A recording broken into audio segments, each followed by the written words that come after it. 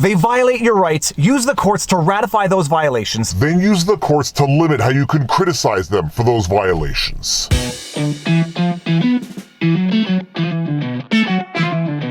Viva Frei, Montreal litigator turned YouTuber, and this is a very dirty Winnie the Westie getting ready for his afternoon nap. Someone sent me this article the other day, and I don't know if they thought I was going to be impressed and agree with this article or find it totally shocking. Dutch MP ordered to delete COVID Holocaust social media posts. But before we get into the article, although the headline should give you a pretty good idea what's in the article, this sort of all goes back to a post Gina Carano made a while back that ended up getting her fired from Disney. She put up a post comparing the political climate to the political era of the 1930s. They were beaten in the streets not by these Z-word soldiers, but by their neighbors, even by children. And in order not to run afoul of the rules on YouTube, I'm just going to leave this up here so that you can read the rest of the post for yourselves. For those of you who have been hanging around the channel for long enough, you probably know that I'm something of a free speech absolutist. Yes, that is not a contradiction in terms given that I'm Canadian. I don't delete comments. I don't block people on YouTube, on Twitter, on Instagram. I let people speak their minds, and if I don't like what they have to say, I just go on with my day. Barring defamation and any form of criminal harassment, people are free to express themselves, and if I offer an idea to the public, I can't hide in my shell and say, I don't want to hear what you have to say about what I just said. That being said, I have often cautioned people against using analogies between current events and historical atrocities that could be deemed to be flippant, insensitive. I don't think they should be illegal. I don't think they should be deleted. I just think those types of comparisons should be used with parsimony. So when the proverbial poo-poo hit the fan with the Gina Carano situation, she got fired from Disney, I put out a vlog. I said, look, these comparisons can be insensitive, they can be misinterpreted, they can be weaponized the way Gina Carano's comparison was weaponized. I don't think they should be illegal, I just think people should be a little cautious when making them. Now, it used to be back in saner times that an offensive analogy, a hyperbolic analogy, would cost you an argument, but it wouldn't cost you your job. But we are no longer in sane times. We are in cancel culture, weaponize everything for political purposes time, so you have to watch what you say in public. The media was rushing to call Gina Carano's post abhorrent, anti-Semitic. I've got to say, I can see people finding it somewhat offensive, but to call it abhorrent and to call it anti-Semitic is to absolutely abuse of the meaning of words. And then after the mob backlash resulting in Gina Carano getting fired from Disney, I took to Twitter to say what I think is an undumb thing on Twitter. And by the way, if you don't follow me on Twitter, follow me on Twitter. I am like 300 away from 100,000, and I don't care about milestones. I just like nice round numbers. I took to Twitter to illustrate the irony of the situation. Viva Frei, at the Viva Frei, in a trivializing comparison to Germany, at Gina Carano speaks to the horrors of neighbors turning on neighbors for ideological reasons. The response? Her, quote, neighbors, end quote, turn on her to destroy her livelihood, and the irony will be lost in the sea of their own self-righteousness. Fast forward a few months, or to put it more accurately, after a few more months of egregious government overreach and government abuse. For those of you who don't know, just by way of two examples,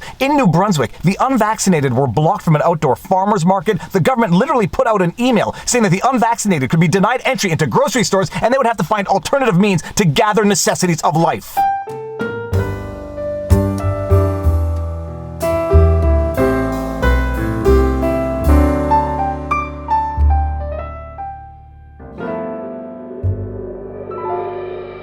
In Germany, they literally arrested a Santa Claus because he was not wearing a face mask, and there was another video that went quasi-viral, seemingly of police officers arresting an elderly lady because she did not show proper identification for the purposes of vaccination. And it was after watching that video that I took to Twitter to say what I think is another undumb thing. I think I owe Gina an apology. Viva Frei, at the Viva Frei, December 7th. I think I owe Gina Carano an apology. It might be time to start drawing comparisons between present times and historical atrocities. In response to Aaron Jin, German police detain an elderly woman who didn't have her vax passport. The scene looks eerie. Which brings us full circle back to the article and my intro statement. They violate your rights. They use the courts to ratify those violations. Then they use the courts to limit the way you can criticize them for violating your rights. A right-wing Dutch MP has been ordered to delete social media posts comparing COVID restrictions to the Holocaust. Thierry Baudet, leader of the Forum for Democracy Party, had said on Twitter that unvaccinated people were, quote, the new Jews, end quote. And, quote, those who look away from the exclusions, end quote, were, quote, the new ends, end quote. And yes, I appreciate that it's a little absurd and a little Orwellian, but that word used to describe the soldiers from World War II is a very naughty word on YouTube for some reason. His posts prompted legal action from Holocaust survivors and Jewish groups. A court has told him to delete the posts within 48 hours or risk a daily fine of 25,000 euros. A judge ruled against him for, quote, pointlessly offending Holocaust victims and their relatives, end quote. He has also been banned from posting any images of the Holocaust during debates over Dutch COVID rules. Full Full disclosure, as always, I have no idea about Dutch laws, but I only presume that they are somewhat similar to Canadian and American laws, where a court issues an order, and anybody who violates that order would be in contempt of that court order, and contempt can be punished by a daily fine until compliance is forced. Contempt can be punished by imprisonment until the individual complies with the court order.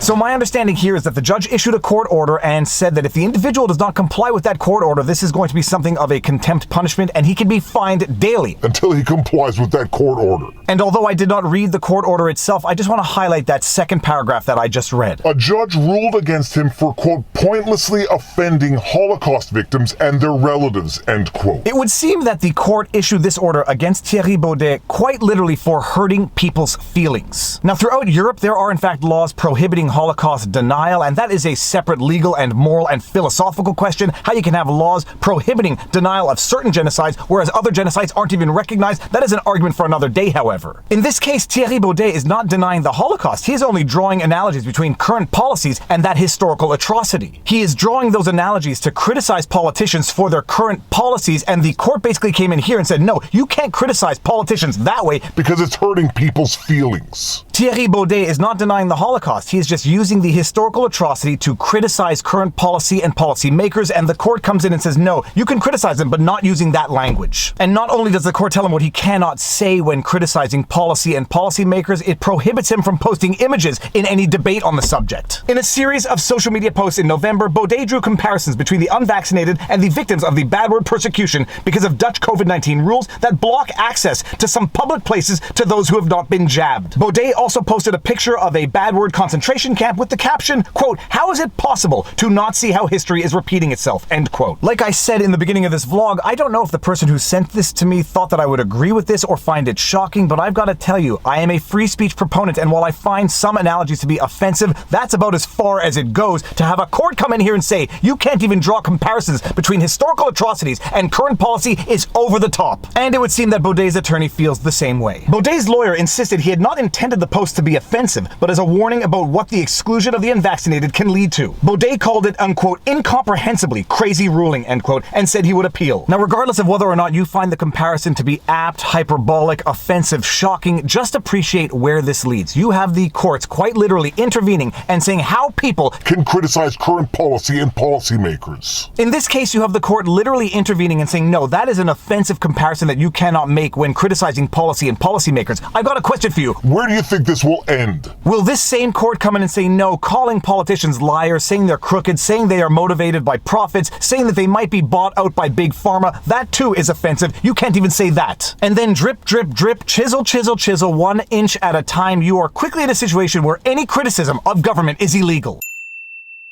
Illegal because offensive. So if you call a politician a big, dirty liar, that's offensive. You can't do it. Call a politician corrupt and incompetent because of their policy. Illegal. Can't do it. Where are the armed men who come in to take the protesters away? You shout like that, they put you in jail right away. So what is your recourse to protest what you feel to be unconstitutional human rights violations? Nothing. Shut your mouth and take it. Poop again! Anyhow, I will be following this story. I hope they do take it to appeal, and if they do and anybody gets the news out there before I do, message me, DM me, email me the article so I can do a follow-up on it. And if you like my videos, you like my content, please be sure to like, share, subscribe, hit the notification bell, and drop a comment in the comment section below because it feeds the algorithm. Won't somebody please think of the children? If you want to support the channel, all of the support links are in the pinned comment. We've got some great merch. If you are interested, Robert Barnes and I do weekly live streams every Sunday. We do weekly streams with a guest every Wednesday called The Sidebar. If you want to find us and support us on Locals, where supporters get lots of exclusive content, you can find us at VivaBarnesLaw.locals.com. All of my content is also on Rumble, but more important than anything, take care of yourselves, check in on friends and family, make sure everyone around you is doing well, and now you know you vlog. Peace out.